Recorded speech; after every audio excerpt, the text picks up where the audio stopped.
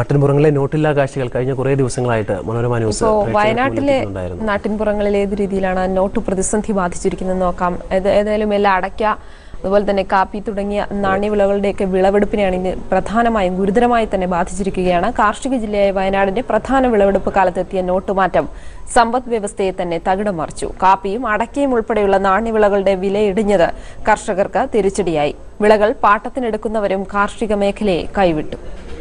തോട്ടങ്ങളിൽ കാപ്പിക്കുരു പഴുത്തു പാകമായി നിൽക്കുന്നു. കുടുംബസമേതം കാപ്പിക്കുരു പറിക്കുകയല്ലാതെ രക്ഷയില്ല. തൊഴിലാളികളെ ജോലിക്ക് വിളിച്ചാൽ കൂലി നൽകാനുള്ള പണം എങ്ങനെ കണ്ടെത്തുമെന്നാണ് കർഷകരുടെ ചോദ്യം. വിപണിയിൽ വില ഓരോ ദിവസവും താഴേക്കാണ്. അടയ്ക്കയുടെ കാര്യവും ഇങ്ങനെ തന്നെ.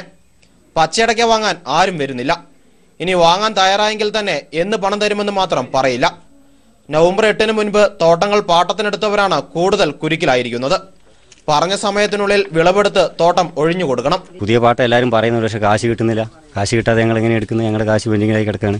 അതുകൊണ്ട് ഭയങ്കര ബുദ്ധിമുട്ടില്ല ഞങ്ങളുടെ അടുത്ത്.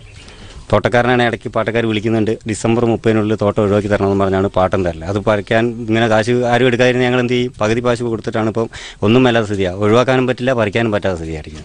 ഓഗസ്റ്റ് മാസത്തിൽ കിലോയ്ക്ക് 117 രൂപയുണ്ടായിരുന്ന പച്ചടയ്ക്കയ്ക്ക് ഇപ്പോഴുള്ളത് 74 രൂപ മാത്രം. കാപ്പിയുടെ വിലയാകട്ടെ 88-ൽ നിന്ന് 72 രൂപയായി. വില കുത്തനെയിടിഞ്ഞത് കർഷകരെ കടക്കണയിലേക്ക് നയിക്കും. മഴക്കുറവും മഞ്ഞളിപ്പ് രോഗവും കാർഷിക മേഖലയെ തകർത്തപ്പോഴാണ് ഇരുട്ടടിയായി നോട്ട് മാറ്റമെത്തിയത്. കാർഷിക ജില്ലയുടെ നട്ടെല്ല് തന്നെ ഒടിഞ്ഞിരിക്കുന്നു.